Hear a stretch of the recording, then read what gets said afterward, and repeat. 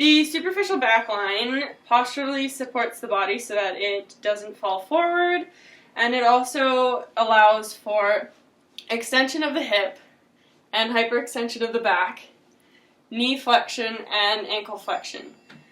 And the superficial back line starts at the plantar fascia and the toe flexors, goes up through the calcaneal tendon, up through the gastrocnemius, and splits into both, or the two sides of the hamstrings, goes up through the sacrotuberous ligament, connects to the sacrolumbar fascia, up the erector spinae muscles, all the way over the head, from the epicranial fascia to the eyebrows.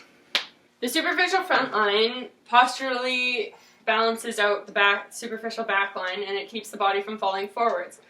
It also allows for flexion of the hip and spine, as well as extension of the knee and dorsiflexion of the foot.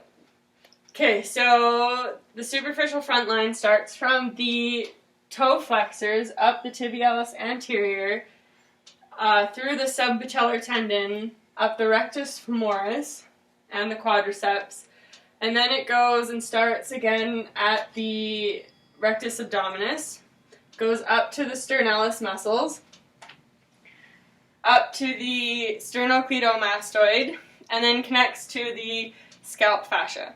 The lateral line posturally balances the body from falling over from side to side.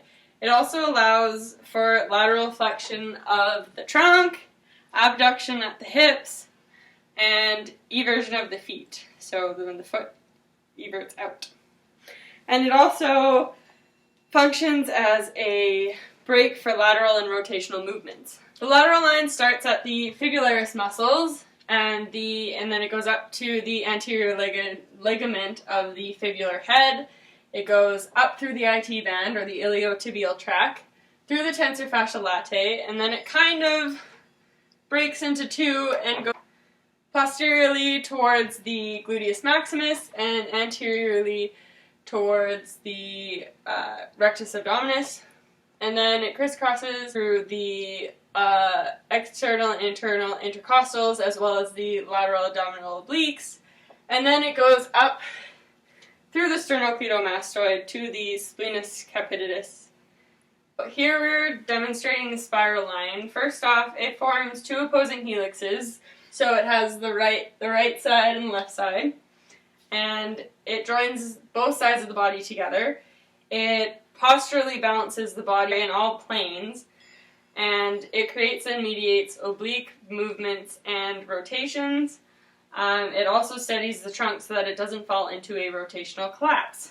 We are going to start at the spleni muscles, and then we're going to go down through the rhomboids, through under the armpit, through the serratus anterior, and then turn this way. No, keep going. And then we're going to go through the external obliques,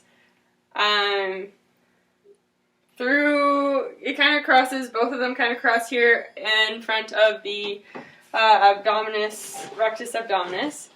Then it's going to go down, travel through the tensor fasciae latae, down the IT band, to the tibialis anterior, and then it's going to go under the foot and come out on the other side, up through the fibularis longus, up through the biceps femoris. So you're going to have to turn again.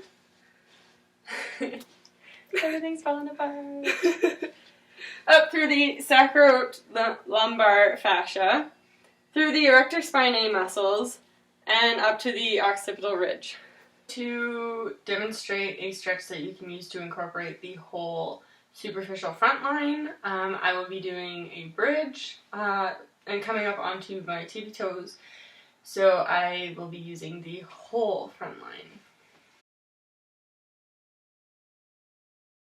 So the stretch that I'm going to be showing that will incorporate the whole superficial back line will be the Pilates rollover stretch. Here we go. So to incorporate the whole lateral myofascial line, I will be doing a extended side angle pose. And you'll have to do it on both sides if you want to get both sides of your body. Now, in order to incorporate the whole spiral myofascial line, I will be demonstrating the triangle pose. And so that's going to bring this shoulder towards its opposite hip. What's unique about the front and back functional line is that they're used during non-resting activities to stabilize. It also works like a spiral line because it works in a helix pattern, and it produces more power and precision for sports such as baseball or football or javelin. And it kind of links the limbs, a limb to its opposing limb in the other girdle.